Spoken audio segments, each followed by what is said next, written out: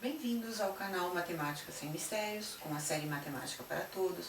Hoje é terça-feira e nós vamos fazer a segunda etapa da resolução da prova AP para o ensino fundamental, oitavo ano. Então, nós tínhamos parado no domingo no quinto exercício da prova. Hoje nós vamos resolver do sexto até o 10º exercício. Então, o sexto exercício, eu não vou mais colocar o enunciado para vocês, eu vou falando. Quem tiver interesse em anotar, vai dando pausa no vídeo para poder ir anotando o enunciado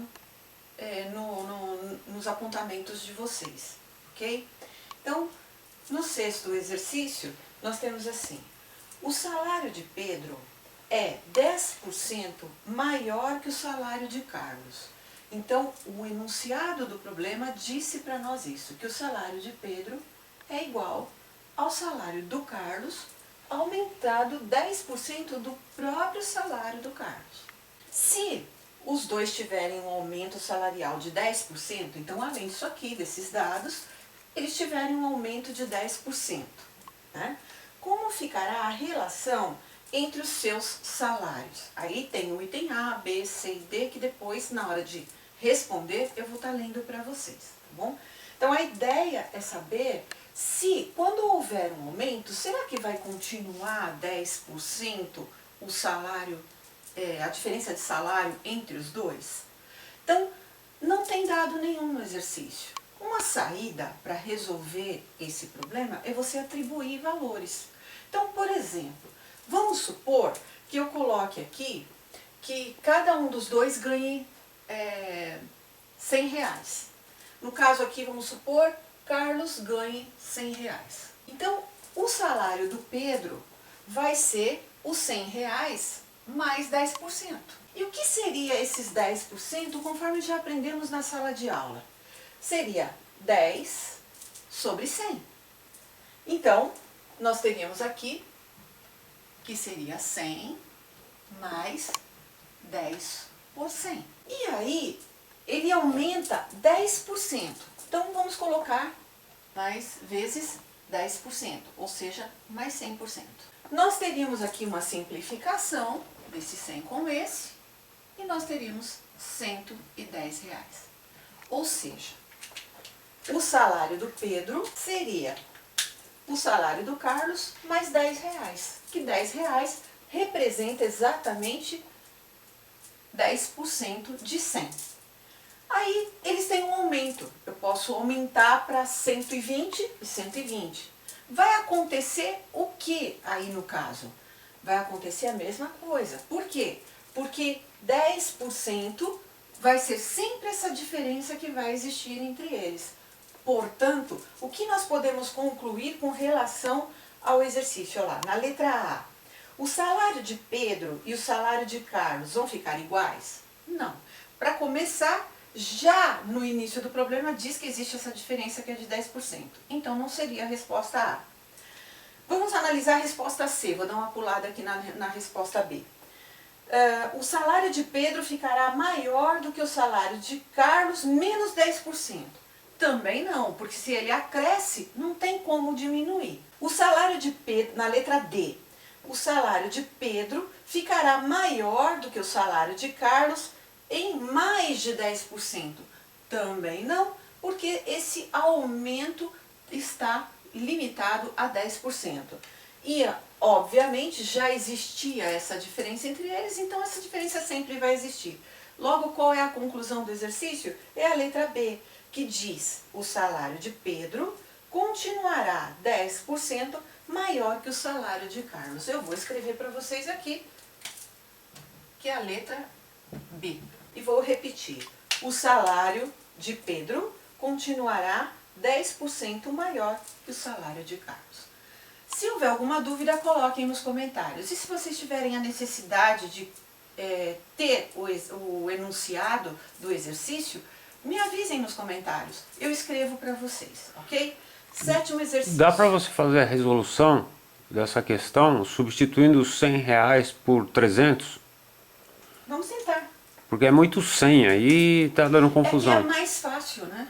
Tá. Poder visualizar. Faz com 300. Então, por exemplo, o Pedro, ele é igual ao salário de Carlos, então vamos pôr os 300, mais 10% de 300, que é o que aconteceu aqui, ó, 10% de...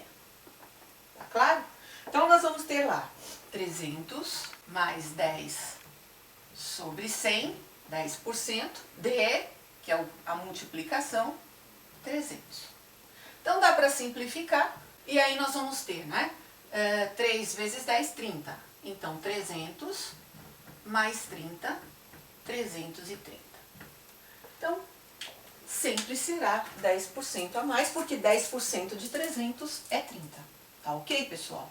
Então, essa é a justificativa para o item B.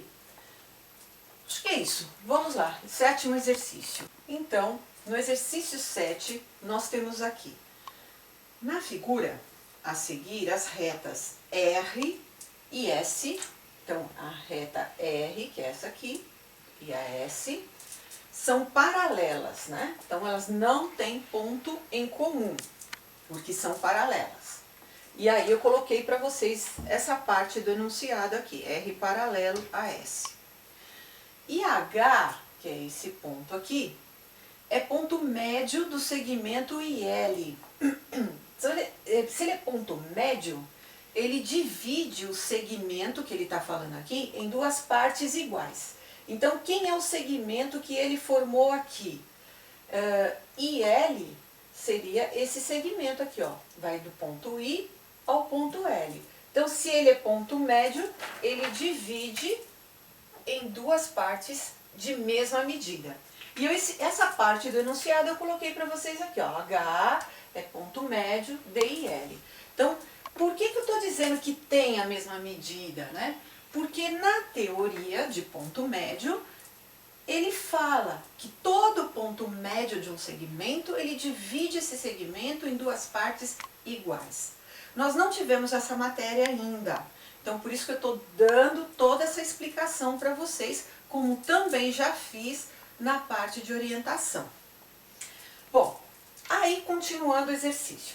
Podemos afirmar que os triângulos H e J, então H e J, então nós temos aqui esse triângulo, e o triângulo HKL, HKL, então esse outro triângulo formado aqui, são congruentes? Então, para dois triângulos serem congruentes, precisam ter pelo menos dois lados iguais, dois ângulos iguais, né?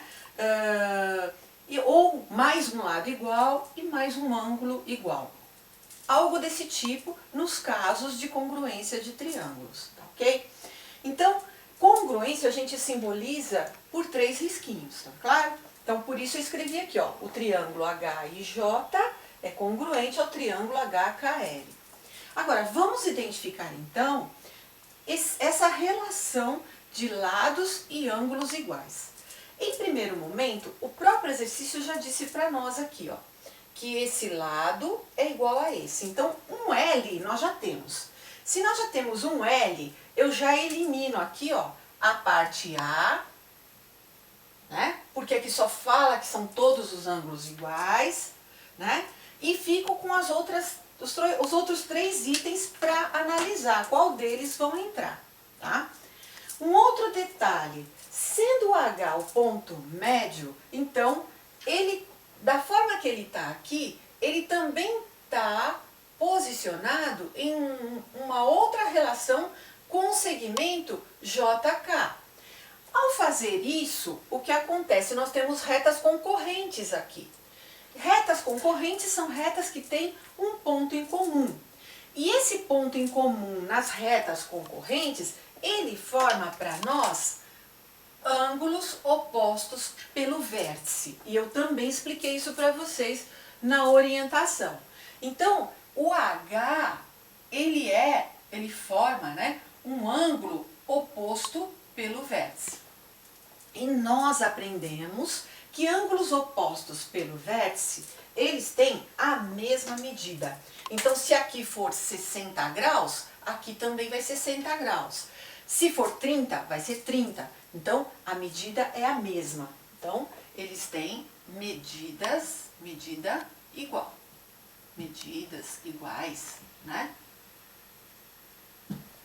Porque a gente está comparando aqui dois ângulos. Então, nós já temos a relação do lado e do ângulo, né? Agora, nós também temos que, como dado do problema, que a reta R é paralela à reta S. Não foi à toa que o exercício deu isso, né? Por quê? Porque nós temos retas também que são transversais a ela. O que é uma reta transversal? Uma reta que cruza, né? Que também passa, ela é concorrente, tá certo? Ela passa pelas retas paralelas. E quando isso acontece, forma alguns ângulos. Então, nós temos ângulo aqui, ângulo aqui, ângulo aqui, aqui, né? E aí, o que nós podemos analisar? Bom, vamos pensar então nessa reta IL aqui, né? Nós temos aqui um ângulo que é interno ao triângulo, ó. E nós temos aqui também um ângulo que é interno ao triângulo, né? E que também é interno, está dentro das retas paralelas. Então, ser interno é estar dentro. Se está dentro do triângulo e está dentro das retas paralelas, eles são internos. E aí, eles também, eu percebo que eles são internos, mas eles estão de lados trocados, ó. Um está do lado de baixo da reta, o outro está do lado de cima da reta. Então, eles se alternam. Então, eu chamo de I e L de ângulos alternos internos.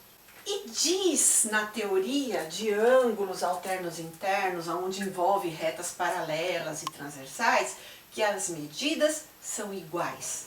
Então, se essas medidas são iguais, então eu já sei que o ângulo I é igual ao ângulo L. Eles são também congruentes, eles também são iguais. E se isso então está acontecendo, eu tenho mais uma relação aqui, ó. Ângulo, que está se relacionando aqui. Eu tenho aqui lado e eu tenho aqui ângulo também. Logo, aonde que eu vou cair no resultado do exercício? Olha lá, ângulo, lado e ângulo. Então, alternativa B seria a resposta correta. Tá claro, pessoal? Qualquer dúvida, é só pôr nos comentários que a gente dá um jeitinho de resolver, tá bom? Oitavo exercício. Então, no exercício 8, nós temos aqui, considerando que AB é congruente a PQ. Então, eu coloquei os dados aqui para vocês. Ó. AB, que é o segmento, o lado do triângulo, é congruente ao lado PQ.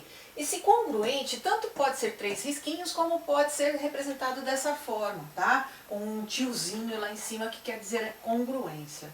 Então, se eles são congruentes, nós temos aqui que AB e PQ têm a mesma medida. Bom, continuando. Para que os triângulos ABC e PQR sejam congruentes, ou seja, sejam iguais em lados e ângulos, os valores de x e y devem ser. Então, veja, está dizendo que nós precisamos de uma congruência entre esses triângulos para que eu possa ter a resposta lógica, né, de valores para x e para y, transformando esse triângulo em congruente. Nós sabemos que para ser congruente precisa ter lados e ângulos iguais. Então, ó, eu já tenho um lado aqui, eu já tenho aqui um ângulo e eu tenho uma relação de lados. Então, o que eu vou fazer? Eu vou igualar esses lados para poder encontrar esse valor, tá certo? Então, eu posso dizer aqui que y menos 3 é igual a 5. E posso dizer também que 2x mais 1 é igual a 9. Por quê?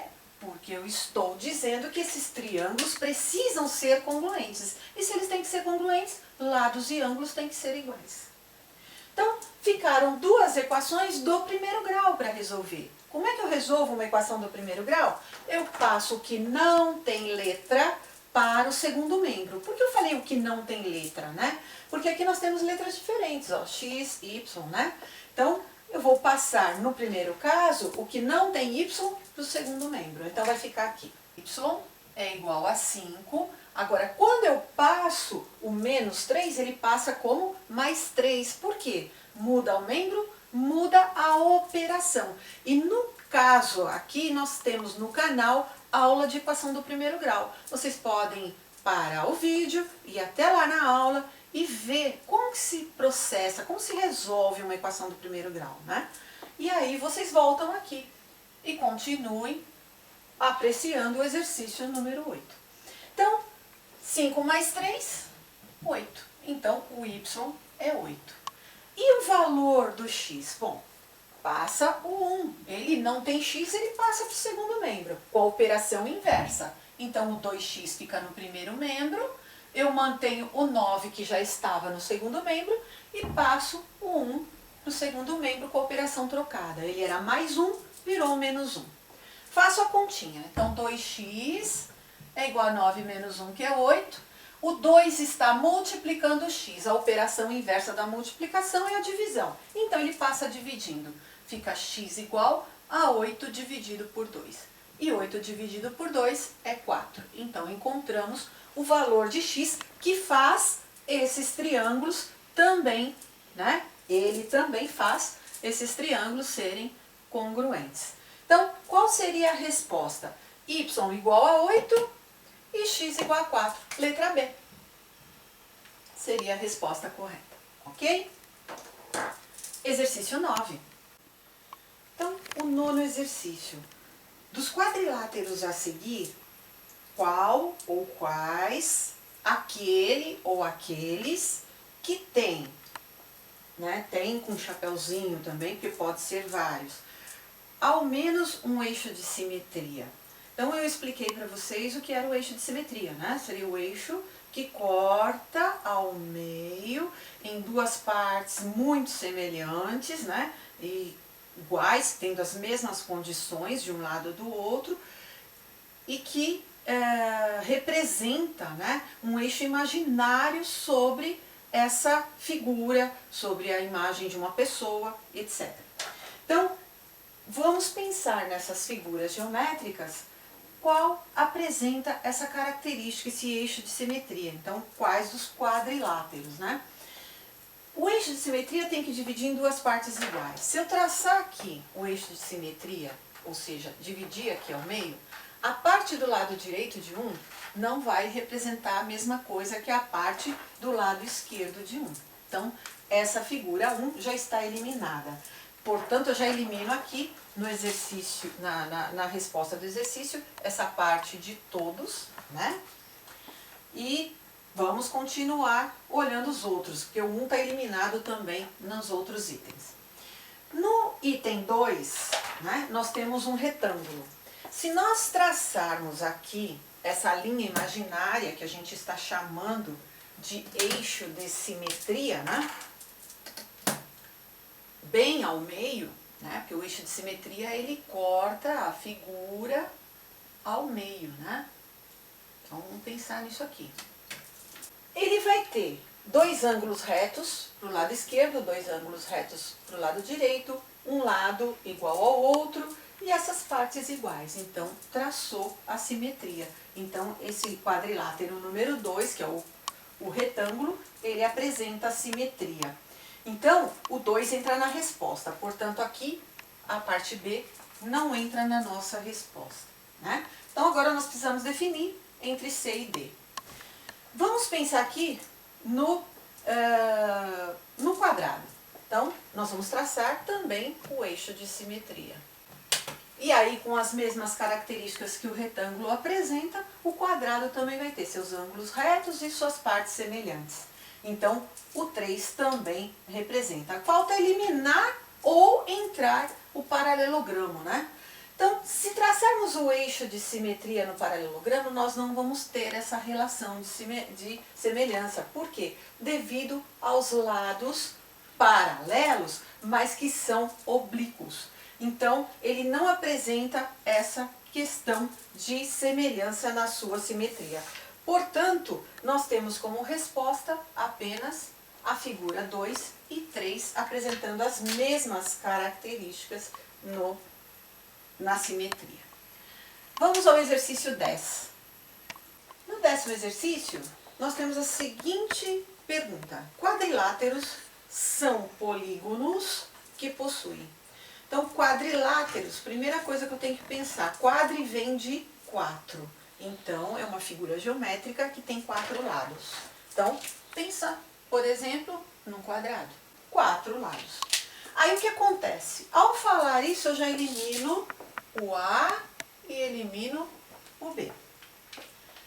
Depois, o que mais que eu posso pensar em relação ao quadrado? Ele tem ângulos internos iguais a 90 graus. Então, aqui é 90 graus, ângulo reto, aqui é outro ângulo reto, aqui é outro ângulo reto e aqui é outro ângulo reto. Todos eles são de 90 graus. E aí está dizendo que a soma dos ângulos internos, que são os ângulos que estão lá dentro, é 360. Soma 90 mais 90 mais 90 mais 90. Quanto dá? 360. Ótimo. Então, eu também já obtive como resposta correta os 360. Portanto, eu eliminei já a letra C também. E a resposta ficou como letra D. Mas vamos analisar aqui, ó, que diz assim, 2 diagonais, para a gente poder aprender. Se fosse um concurso, nem precisava perder tempo, né? Mas aqui nós estamos tentando aprender. Diagonais são pontos que ligam uma extremidade à outra não consecutiva, que não esteja do mesmo lado, não adjacente. Então, o que vai acontecer? A hora que eu uno de um lado a outro, sem ser um vértice, né, consecutivo, adjacente ao outro, o que eu obtenho? Uma diagonal. E se eu fizer isso com a outra ponta? Eu também obtenho outra diagonal. Então, ele tem 2 diagonais. Essa seria a resposta do exercício 10, que é a letra D. Então, pessoal, terminamos aqui. Vou estar colocando para vocês, na quinta-feira, o restante dos exercícios da prova. A opção foi seccionar esse trabalho, porque senão ficaria muito cansativo. Obrigada pela companhia de vocês. Se vocês são bonzinhos e curtiram essa aula, curtam a aula no canal, né? Onde está aí no vídeo de vocês essa mãozinha, coloquem lá o seu like. Compartilhem, porque outras pessoas também podem estar precisando ver essa atividade, né? Conhecer um pouquinho mais. Inscrevam-se no canal os novos, porque nós temos um grande trabalho a ser realizado dentro da matemática em nosso canal. Obrigada mais uma vez e até quinta-feira, excepcionalmente, onde nós vamos continuar fazendo a correção dessa prova AP. Tchau, pessoal!